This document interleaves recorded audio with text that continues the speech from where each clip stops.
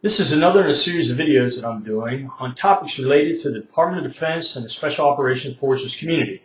My name is Dave Duffy. I'm a retired Green Beret and combat veteran. I hope you enjoy. What is irregular warfare? That's today's topic. A bit presumptuous to try to do this in about 5 minutes since the DoD has been struggling with this since 2005, but we'll give it a shot. The origin of irregular warfare as a term came from the Quadrennial Defense Review of 2006, which at the same time was struggling with the ongoing insurgency in Iraq. So a combination of a senior defense official trying to explain to the American public that this was a new form of warfare that we hadn't seen in Iraq before, so thus it needed a new name. And then there was also a threat quad chart being passed around describing irregular, traditional, catastrophic, and disruptive threats. So then irregular warfare was born as a term. Certainly not new. You can look up FM 3115, Operation Against Irregular Forces, 1961. In fact, there was some tremendous doctrine from the 60s that just disappeared, and we had to relearn again for Iraq and Afghanistan. Here's the definition. It's a violent struggle among state and non-state actors, and you can read the rest of that.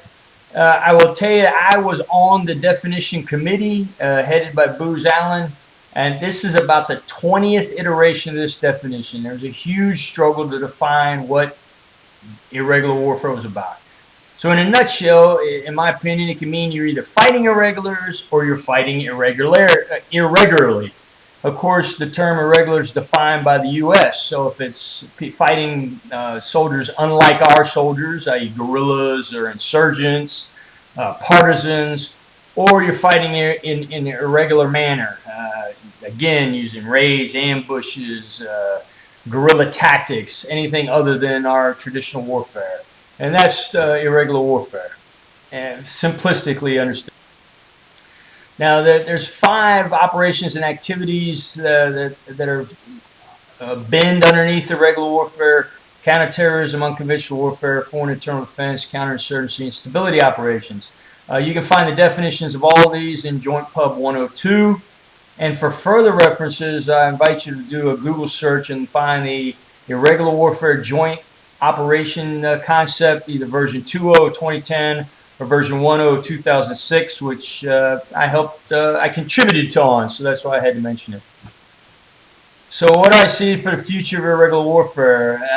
Not rosy. I think as the drawdown in Iraq and Afghanistan, coupled with the budget cuts, you're already seeing attacks on the term, primarily because of the firm association of coin. I mean, there's coin truz and coin denistas, and there's very camps about whether we should be training coin or not should be training, which really goes to our binary approach as a society. We like it's ones or zeros. We don't like the grays. I think it'll be marginalized, just like special operations, low intensity conflict doctrine of the 80s and MUTWA, military operations other than the war of the 90s. Politically, as far as Capitol Hill goes, there's just not a lot of jobs that are generated by irregular warfare. It's not platform driven, it's people driven. So it's not a money maker or a capital maker. It doesn't get votes when you're versus traditional warfare, platform driven, aircraft carriers, fighter planes, tanks, or whatnot. So you're not going to find a lot of champions on Capitol Hill. I personally think the military is going to go back to its comfort zone with the National Training Center, JRTC.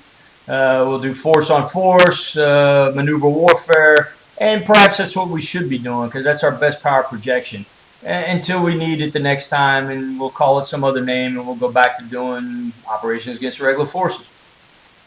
Frankly, I'd be happy if we being Department of Defense, I mean, these opinions are my own, particularly within the SOF community, just focused on foreign internal defense and unconventional warfare and the enablers for both. And with that, I think we'll be fine.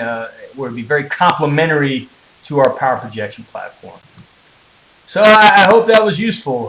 Perhaps it'll stimulate your interest and do a little more research. It's a very controversial topic.